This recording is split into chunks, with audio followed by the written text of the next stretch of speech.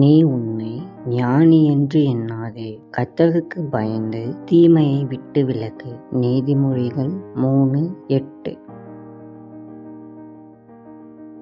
தேவனுடைய பிள்ளைகளான நீங்களும் நானும் கர்த்தருக்காக காத்திருப்பதற்கு நேரமில்லாத அளவிற்கு நாம் பிஸியாக இருப்பது ஆபத்தானது.